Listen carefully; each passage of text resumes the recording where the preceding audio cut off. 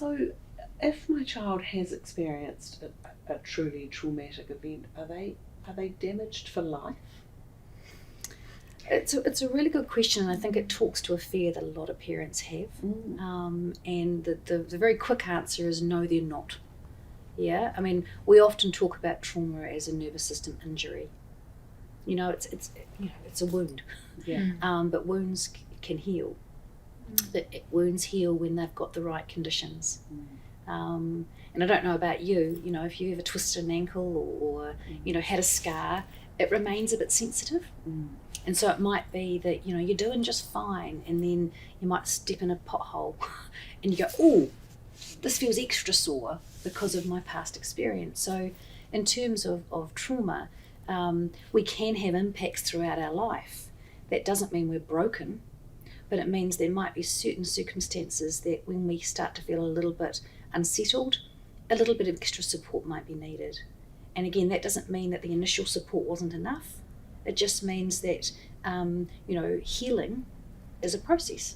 And at times when the energy we might put into our healing needs to be diverted to something else, we might need a little bit of extra support, and that's actually normal. Yeah. Anything to add to that? Yeah, I was thinking, remembering that we're working with children, that they're kind of like a moving target. So when you think about a 4-year-old trying to make sense of something hard that's happened to them, and then a 9-year-old or a 13-year-old making sense of that as well, they're going to have a whole new perspective on it because their brain's grown. So it's really appropriate for children at different ages and stages to kind of have new understanding and then maybe get a bit wobbly again and need a little bit of extra support.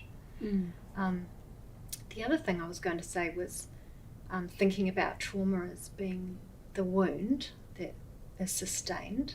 Trauma's not the event, so we can move on from that. That's the thing that happened in the past. But as we move on and we heal, we can actually grow, our natural resilience to be able to manage better when the next hard thing that comes along, because life is full of challenges. So there is that thing called post-traumatic growth. And when we look back, perhaps as a grown-up, we can look back and think, oh yeah, that was that thing that happened to me. That was just a bit of a blip in what is my whole, full life of lots of challenging and, wonderful things that have happened to me. And I think, as you're talking, Sam, I'm thinking of that word that I don't know if other people had this experience and who lived in Christchurch, but that resilience almost became a bit of a swear word. That, you've either got it or you haven't. And if you're kind of struggling, then you're not resilient enough. And, let's blow that one out of the water because, it's not a thing, right? It's a process. It's a process, and I think our resilience can be stronger at certain times than at other times.